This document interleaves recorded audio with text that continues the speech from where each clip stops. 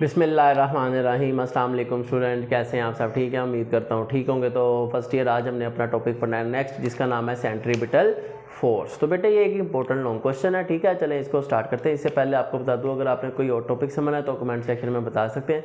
अगर प्रीवियस कोई टॉपिक समझना है तो मेरी 11th class physics topic wise playlist है, यूट्यूब चैनल पर मौजूद है, आप वहाँ से उसको स्टडी कर सकते हैं, ठीक है बच्चों। हाँ जी, और अगर अभी तक चैनल को सब्सक्राइब नहीं किया तो जल्दी से सब्सक्राइब कर दें, ठीक है, ताकि आने वाली लेटेस्ट लेक्चर आप तक टॉपिक को स्टार्ट करते हैं। सबसे पहले बच्चों इसकी ना एक डेफिनेशन है, ठीक है, वही डेफिनेशन जो आपने 9th में पढ़ी थी अब वो भी लिख सकते हैं, ठीक है ना। हाँ जी, कि वो क्या थी कि a force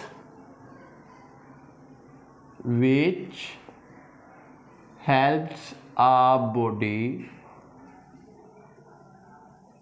to move in circle, ऐसी फोर्स जो किसी ऑब्जेक्ट को सर्कल में मूव करने में हेल्प आउट करे, वो क्या कहलाएगी? Centripetal force. बच्चों इसका एक फार्मूला है हमारे पास, वो फॉर्मूला कुछ इस तरह से है कि F C centripetal force is equal to mv² over r, ठीक है, ये सर्कल में है। और बच्चों अब आ जाता है इसका प्रूफ। बात कर लेते हैं इसके प्रूफ की, एक्सप्लेनेशन की। आपको 9th क्लास में इतना ही पढ़ाया गया था और आपको बताया गया था कि फर्स्ट ईयर में आप इसका प्रूफ करेंगे, तो आज वो दिन आ गया, ठीक है, हम इसका प्रूफ करेंगे, ठीक है बच्चों। हाँ, तो ये देखें, सबसे पहले हम कहते हैं कि लेट अस कंसीडर, हमने फ़र्ज़ किया, लेट अस कंसीडर, हमने फ़र्ज़ किया क्या कि एक ये सर्कल है, ठीक है, इसमें एक ऑब्जेक्ट मूव कर रहा है, इसका सेंटर सी है और उसका रेडियस आर है। Let us consider an object is moving from point A to B in a circle of radius R. Okay बच्चों, हाँ, अब इसका क्या मतलब है मैं आपको समझाता हूँ। ये देखें कि यहाँ पर ये पॉइंट ए कह लें आप, यहाँ से पॉइंट बी तक ऑब्जेक्ट गया ये मूव करके सर्कल पाथ में, तो ये भी रेडियस आर है आपको पता है, और ये भी रेडियस आर के इक्वल है डिस्टेंस सेंटर तक, क्योंकि आपको पता है सर्कल में किसी भी सरफेस से आप सेंटर तक लाइन ड्रॉ करें वो उसके रेडियस के इक्वल है। तो ये डिस्टेंस कवर किया उसने, ऑब्जेक्ट ने पॉइंट ए से बी तक गया है सर्कुलर पाथ में जिसका रेडियस आर है, ठीक हो गया बच्चों। हाँ, उम्मीद है ये समझ आ गई है। तो एक्सेलरेशन का फार्मूला, अब आपको बेटे एक बात याद रखनी, आपने ना चैप्टर नंबर 3 में पढ़ा था कि एक ऑब्जेक्ट जब सर्कल में मूव करता है ना तो उसकी स्पीड तो कांस्टेंट होती है। क्या चीज़ कांस्टेंट होती है?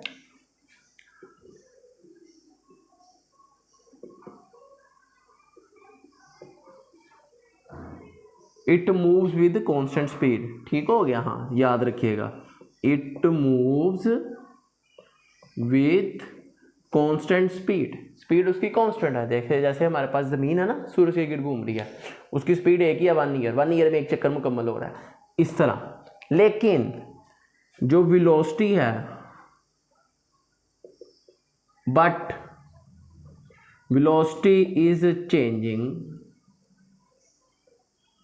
At every point, her point पे वेलोसिटी क्या हो रही है बच्चों? चेंज हो रही है। क्यों?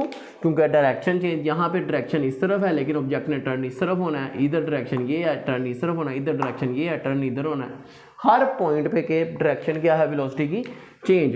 तो यहाँ से आप कह सकते हैं कि ये डायरेक्शन है वेलोसिटी की और यहाँ से डायरेक्शन है ये वेलोसिटी की, ठीक है। हाँ, तो अब आप देखें ना, एक गाड़ी भी होती है, गाड़ी में सीधा उसकी ये डायरेक्शन है लेकिन टर्न होने से गोल, तो इस तरह वेलोसिटी की डायरेक्शन क्या हो रही है? चेंज हो रही है। तो इनमें जो चेंज आ रहा है वो चेंज हमारा ये इन दो पॉइंट्स के दरमियान जो चेंज है उसे हम कह देंगे delta we.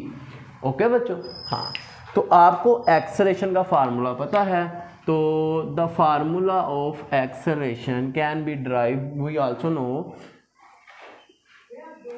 Formula of acceleration. हमें पता है एक्सेलरेशन का फार्मूला क्या था, rate of change of velocity. बेटे आप इसको बोलेंगे एक्सेलरेशन इक्वेशन 1, ठीक है। हाँ जी, तो ये आपका सिंपल एक्सेलरेशन है, ठीक है। हाँ, अब आपको मैंने बताया कांस्टेंट स्पीड, उस कांस्टेंट स्पीड का आपको फार्मूला अगर याद हो तो ना, वो ये था कि स्पीड थी डिस्टेंस कवर इन टाइम, मतलब कि s is equal to V T. आपने यहाँ से ये फार्मूला निकाला था, याद है ना। तो यहाँ से अगर आप डेल्टा टी की वैल्यू फाइंड करें तो v यहाँ पे मल्टीप्लाई, इधर आके क्या होगा जी, डिवाइड होगा। ये देखें delta T is equal to S over we. तो बेटे इसको आपने पुट करना है इस इक्वेशन 1 में। इस वैल्यू को आप इक्वेशन 1 में जब पुट करेंगे आपकी इक्वेशन 1 बन जाएगी। तो ये देखें इक्वेशन 1 विल बिकम, वो क्या बनेगी कि हमारे पास acceleration is equal to delta we over delta t की जगह आप लिखेंगे एस ओवर वी। तो ओवर की जगह जो वी है वो आप इधर आगे लिख देंगे, ठीक हो गया बच्चों। हाँ जी, तो अब हम बात करते हैं बेटे आगे के, हमारे पास इसी तरह है, इसको बोल दें आप इक्वेशन नंबर 2। अब हम क्या करेंगे, हम यहाँ पर एक और लेट करेंगे, let we have an triangle. अब हमने यहाँ पर एक ट्राइंगल को लेट करना है, ये ट्राइंगल पी क्यू आर, ठीक है। नंबरिंग कोई भी नाम दे दें, कोई मसला ही नहीं है। तो ये देखेंगे ये परपेंडिकुलर, ये बेस।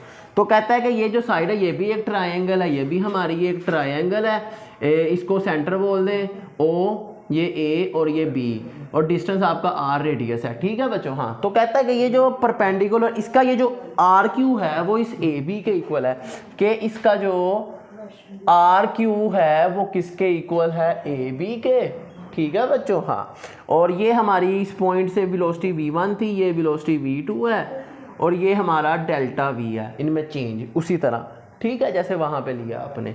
तो अब कहता आर क्यू मतलब वो किसके इक्वल है, बी के, और ये पी आर किसके इक्वल है, ओ बी के, पी आर इक्वल है ओ बी के, और ये पी क्यू इक्वल है ओ ए के, ठीक है ना बच्चों। ये तीनों, इससे जब तीनों साइड सेम है, इसका मतलब ये triangle P Q R triangle O A B के इक्वल है। Triangle P Q R is congruent is equal to triangle P O A B, ठीक है ना, ट्राइंगल ओ ए बी। तो जब हमने ये बात कर दी दोनों ट्राइंगल सेम है, इसका मतलब हम इनको कंपैरिजन कर सकते हैं कि इसका perpendicular over base, perpendicular over base delta we over V one is equal to, उधर परपेंडिकुलर है ए बी ओवर ओ ए, तो उसको आप लिखेंगे इसको आप लिखेंगे आर, ठीक है। अब आपने बताना है ये जो ए बी है ना, हमने पहला टॉपिक था एंगुलर डिस्प्लेसमेंट, उसने हमने इसको कहा था एस, तो ये इक्वेशन बन गई, और इसको हम वी बोलेंगे क्योंकि एक ही वी है। तो देखें delta we over V S over R, ये जो वी है ना इधर आके क्या हो जाएगा, multiply delta V is equal to S over R into V. अब ये जो डेल्टा वी की वैल्यू है इसको आपने पुट करना है, पुट इन इक्वेशन 2, इसमें इस डेल्टा वी की वैल्यू पुट कर दो, ठीक है। तो ये देखें मैं इसको ऐसे लिख दूँ V over S into delta V की जगह आएगा एस वी ओवर आर, ठीक है। तो ये देखें एस एस से कैंसिल, ये वी मल्टीप्लाई होकर वी स्क्वेयर ओवर आर। तो ये सेंट्रीपिटल एक्सेलरेशन आया बच्चों, कौन सा एक्सेलरेशन, सेंट्रीपिटल। तो आपने न्यूटन सेकंड लॉ पढ़ा है, F is equal to M में, आपको 9th में भी ये फार्मूला बता के इसमें पुट किया वैल्यू, ये देखें। तो ये एम ऐसे ही रहा, ए सी की जगह क्या आ गया, वी स्क्वेयर ओवर आर। तो इस तरह ये फार्मूला ड्राइव हो गया। अब आपने प्रीवियस टॉपिक पढ़ा था लीनियर और एंगुलर वेलोसिटी में रिलेशन, वो ये था कि ये जो वी है किसके इक्वल था, v is equal to R omega, आया याद, ठीक है बच्चों। तो ये वैल्यू इसमें पुट करो v की जगह, तो ये देखें एम v की जगह आया आर ओमेगा, स्क्वेयर है ना, तो मैं स्क्वेयर दोनों पे लगा देता हूँ, आर पे भी ओमेगा पे भी। तो ये देखें ये मैंने स्क्वेयर जगह खत्म हो गई इसलिए मैंने स्क्वेयर डायरेक्ट लगा दिया, ठीक है, आपने स्टेप बढ़ा देना। तो ये आर इसके स्क्वेयर से कैंसिल, एक और स्टेप। तो आंसर क्या आया बच्चों, एम आर ओमेगा स्क्वायर, ये हमारा एंगुलर सेंट्रीपिटल एक्सेलरेशन है। ठीक है बच्चों, हाँ उम्मीद है आपको समझ आ गई होगी। ये एक इंपॉर्टेंट लॉन्ग क्वेश्चन है। अगर आपका कोई क्वेश्चन हो आप कमेंट सेक्शन में पूछ सकते हैं। अगर आपने कोई और टॉपिक समझना है वो भी आप बता सकते हैं। ठीक है बच्चों, हाँ जी। और अगर इससे प्रीवियस समझना है तो मेरी 11th class physics topic wise play list है यूट्यूब चैनल पे। ठीक है, चले मिलते हैं आपसे नेक्स्ट वीडियो में। सी यू देन, अल्लाह हाफिज़।